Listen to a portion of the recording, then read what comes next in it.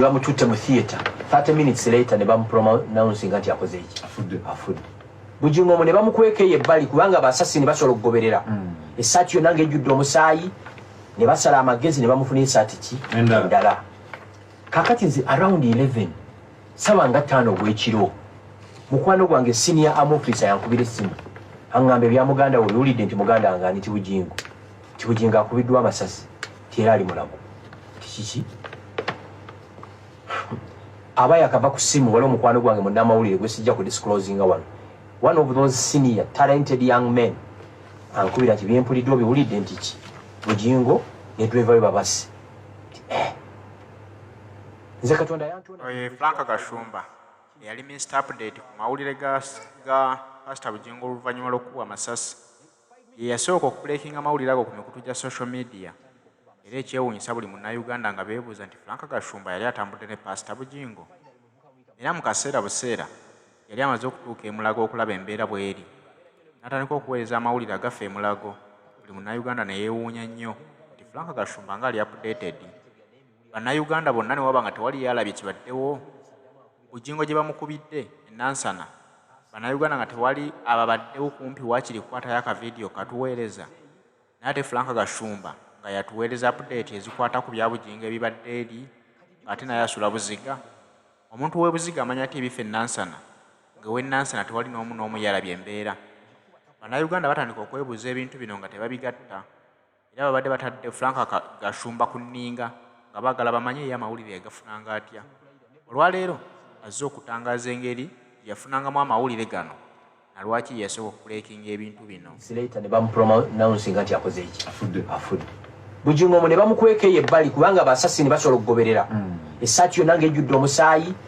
ne basala amagezi ne bamufuna esaati ki endala kakati nze around 11 sawa nga 5 ogw'ekiro mukwano gwange senior arm officer yankubira essimu aŋŋamba ebya muganda we biwulidde nti muganda wange ani Bujingo akubiddwa amasasi ti era ali mulago kiki abaya akava ku ssimu waliwo mukwano gwange munnamawulire gwe sijja ku disclosinga wano one of those senior talented young men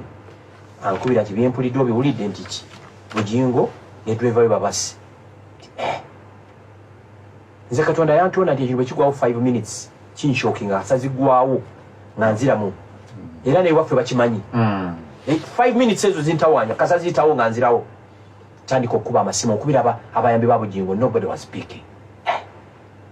finally muvuka muyita Mutebi munnamawulire wa Soul TV Mutebi webamu bamujahidini ba Bujingo abeera nnyo ne Bujingo mukubira simu evuga paka gye yali taninga nimugamba bino byempulya bituufu nti nange sinaba bitegera naye mbiwulira bulizi after 20 minutes addamu akubira nti kituufu bamuyita muzeeyi Bujingo boti bamuyita pastor bamuyita muzeeyi nti muzeeyi bakubiddwa amasasi n'omuyambi we yafudde kati jjukira sinaba kwogera Bujingo waliwo enamba ya Bujingo kwensinga omufunira njikuba takwata paka lwe mufuna aŋŋamba yes unfortunately gondi afudde Richard nze mukulayira ne bodyguard we mbadde simumanyi Richard erinnya li mbadde sirimanyi by the way beyond Bujingo okubeera mukwano gwange nnyo nze mala n'omwezi nga soogedde ki naye kubanga ku level yange naye twekubira nga there is a need si bino oli otya muganda wange nkube enamayumba etonnya nti no way so sayina option ngenda ku Twitter ne Facebook nga breaking amawulire nali very calculative nga postinga Yibanda Mugabi Owen BS my good friend yankubira essimu ti bino byendaba ku Twitter handle ibi byo babiri fake yes kituufu Bujingo afunye obuzibu nti yes ali mu ddwaliro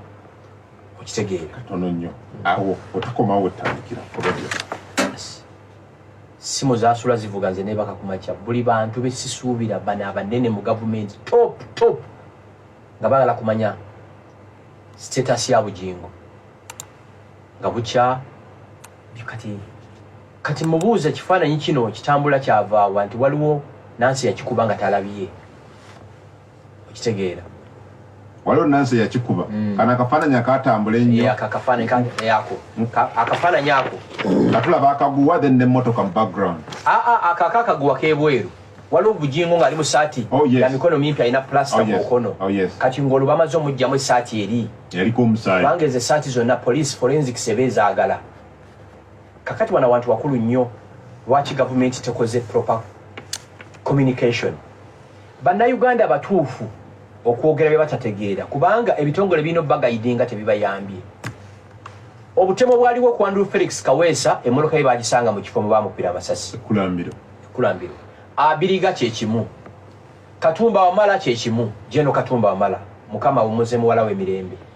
Kigundu kyekimu Kirumira kyekimu kakati Bujingo ye olwokuba nti yavuga motoka singa emmoloka eyo yasigalawo bannayuganda baagala nnyo videos baalisaze amagezi ne bapipinga in ne balikodinga omulambo ogukola ki ogulimu emmoloka teyasigalawo ne Bujingo n'agitwala emulago kati bw'agitwala emulago n'esizinga okubeera emmotoka ye poliisi n'egitwala maaso eyina kapasite okuditamininga ebintu bingi lwaki bajjawo emmoloka eyo baagala okukebera mu mmoloka eno mulimu kuluuzi eziyinza obbayamba okutegeera omutemu owulira kati ekirala ekiro ekyo poliisi yasalako ekitundu ekyo kubanga ebeera crime scene babaagala ebisosonkole by'amasasi kuba tekinologi aliwo basobola okutegeera mundu kyeyakubye pike machine gun SMG AK-47 bwebeera pisto kuba pisto nazo zirimu ebiki ebika okitegeera kakati poliisi bwejja motoka emulago egitwala mu forensics kati awo poliisi teyategeeza abantu nti emmotoka eya Bujingo ffe tugiyina tulina ebintu bye tugyetaagamu kati forensics bwe yamaliriza kubanga police department zikola hand in hand forensics bwe yamaliriza n'egikwasa director wa CID owulidde yani director CID magambo ekibuli kuba magambo atuula kibuli bw'atyo Frank Gashumba bwagezaako okunnyonnyola ensonga ze weewaawo nga bannayuganda baagaana okukkiriza byonna ebyabagambibwa bw'atyo bakyagezaako okubikkirira buli bujulizi bo bwe bagezaako okuleeta bwe balowooza nti bubayisaawo ndaba bongera kulugwamu bugwe weewaawo poliisi ya Uganda tetujja kulowooza nti bagenda kuvaayo babakwate babeere nga basuspect naye ng'obujulizi bwe bawa n'omuntu atamanyi mateeka osobola okutegeera nti bano beekwata ku busubi kubanga okungamba nti Pastor Bujingo yali alina obuvunaanyizibwa okuggyawo emmotoka eyo bannayuganda baleme kukuba bifaananyi ku mulambo ogwali munda kyewuunyisa nti Felix Kaweesi bwe baamukuba amasasi baamujja ne mu mmotoka omulambo gwe ne baguteeka wabweru awo abapoliisi nga batuuse batandise okunoonyereza bannayuganda abaliwo bagukuba ebifaananyi ne babissa ku social media weebuuze nti Dereva wa Bujingo ye yabadde wa njawulo nnyo atayagala kukubwako bifaananyi bannayuganda bino byonna babikola kubanga bamanyi nti bejja mu musango naye ate singa ebadde mu nsi erimu amateeka ebyo byonna ate baba bongera kukwata abantu ng'abo banoonyerezebweko kubanga bo balowooza nti bannayuganda baali basirwa batategeera ku bantu abattiddwa bajjeno abazze bakubwa amasasi bonna ebifaananyi bizze bifulumizibwa emirambo gimala ku crime scene eddakiika eziwerera ddala naye gwo ogwa driver wa Pastor Bujingo bwe balaba nti tegusaanye kusigalawo era poliisi n'eragira Bujingo adduseewo emmotoka agitwala emulago